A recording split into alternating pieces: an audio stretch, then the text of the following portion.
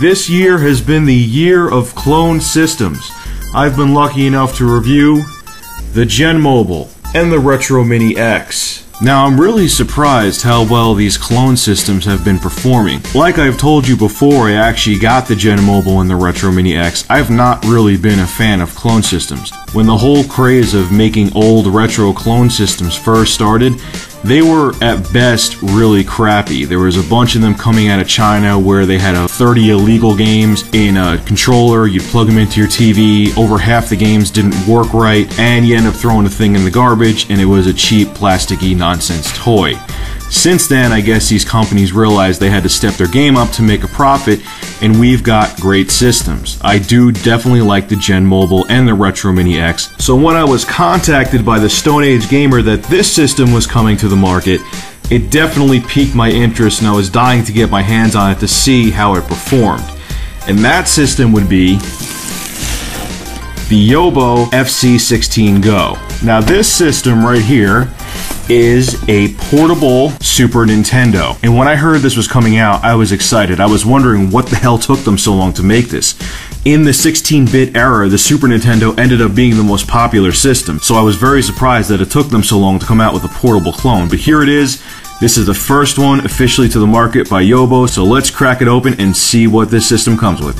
Okay, first and foremost, you get the system itself. This is the silver color system. It's also going to come in charcoal and red. You get the removable lithium-ion battery, which is very cool. You get two wireless 2.4 gigahertz controllers, cheap, worthless headphones that you just throw in the garbage as soon as you get them. You get the AC adapter, a one-sheet instruction manual. And last, but definitely not least, you get the AV cables because the FC16 Go can be plugged into a regular television. Okay, let's take a look at this bad boy. As you can see, it's almost the size of a netbook, but we'll get into that later. It has a flip-top screen. Kind of almost looks like a first-generation DS, to be honest with you. The screen is 3.5 inches, the biggest screen I've seen on one of these portables yet. On the bottom side of it, you have your directional pad, which is pretty good. You have your select, your power, your start, your reset button that does not work on the units, which that is beyond me why they don't. You have your four buttons, Y, X, B, A, go to the top. You have your L and R buttons, which we'll get into those later. You have an excellent dust cover, which the Gen Mobile and Retro Mini X should have taken notes. This is how a dust cover should be.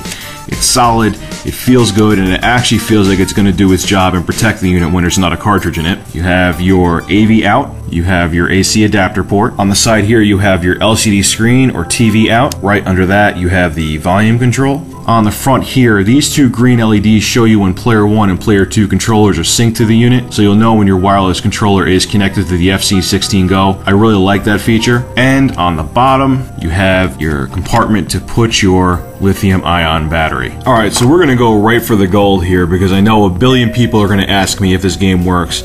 And the first game we're going to pop in is Star Fox with the FX chip. Now the reason why I want to start with this game first is because Yobo was notorious for making clone Super Nintendos that didn't work well or at all with the FX chip. And when they did start to work with them, the colors were off, the game didn't play that good, so a lot of people were very annoyed at that because a lot of people love Star Fox. But I can tell you right now, this system works fantastic with it, and I'm going to prove it to you. And there you go.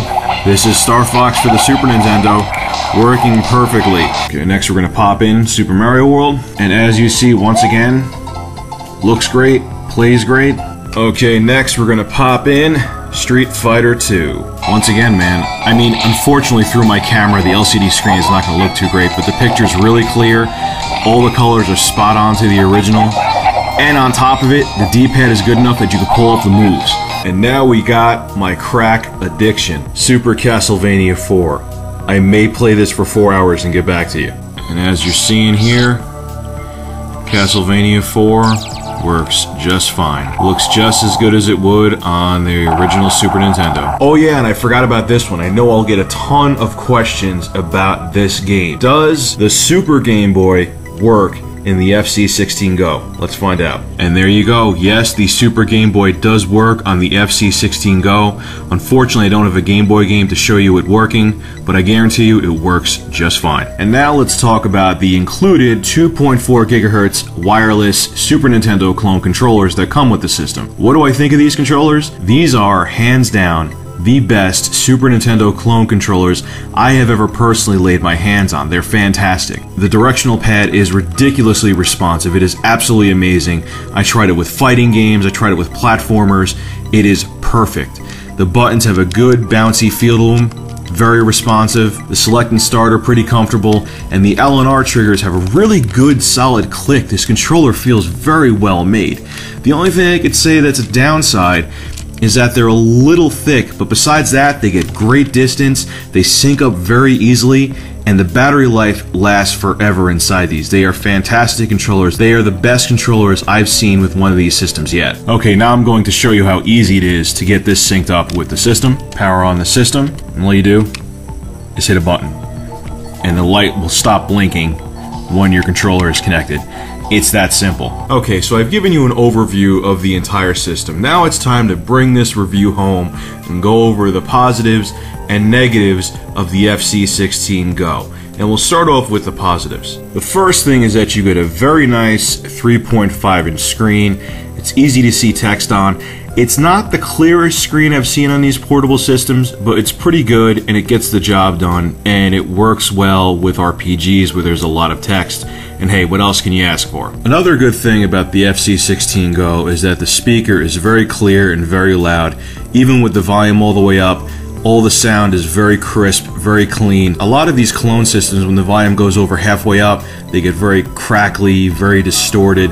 This, even at full volume, sounds very clear, and the volume gets very loud too, so that's pretty cool. Another thing that's awesome about this console is that the lithium-ion battery in it is interchangeable.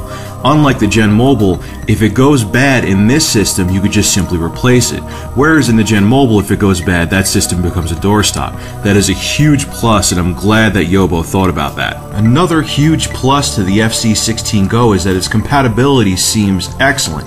All these different games I tried here work very well, and we have the Super Game Boy, we have Star Fox with the FX chip, and the regular games seem to work fantastic. It emulates all the games perfectly. The AV output on this console is fantastic. Yes, it doesn't give you S-Video or component, it just gives you composite, but it is crystal clear. You see no artifacts, no interference. It has the best video output I've seen on these portable consoles. Well, of course, not everything is perfect about the FC16 Go, and even though my list of negatives is smaller, they are some pretty huge problems. And speaking of huge, look at this damn thing. I mean, it's enormous. What were they thinking? Let's do a little size comparison. This is the Retro Mini X, which is a fairly big console by itself. Pretty much dwarfs it. And this is ridiculous, the Gen Mobile. It could eat the Gen Mobile. Now, although I think it's great that this is an interchangeable lithium-ion battery and it's rechargeable, there is a problem, is that the battery life on this thing is awful. And I mean short. I'm talking about 3.5 to 4 hours. And this totally boggles my mind. This thing cannot play Super Famicom games. What were they protecting the American consumer from? They don't want you to play Japanese games in their clone system? That's totally retarded. And my personal biggest beef with this system is the L and R triggers. They're not even triggers. They're these cheap buttons that if you press them towards the back of the system, get stuck. So, ladies and gentlemen, it is final verdict time, and what is my final verdict on the FC16 Go? Well, if you don't own any kind of Super Nintendo or Super Nintendo clone yet, this may be an interesting choice to pick up because it is an excellent Super Nintendo home console and it gives you the portable option. But if you already own a Super Nintendo or Super Nintendo clone and you just want this for portable gaming, I would wait to see what other options pop up first because this has some bugs that it has to work out. Anyway, this is Rich of ReviewTech USA and TheTotalGamer.com. I once again want to thank StoneAgeGamer.com for letting me have this unit to review. I'm going to actually have a special promo code, so if you're interested in picking up this unit, you can get an extra $4 off on it. For more gaming and technology reviews, go to YouTube.com/ReviewTechUSA or TheTotalGamer.com. Thanks for watching.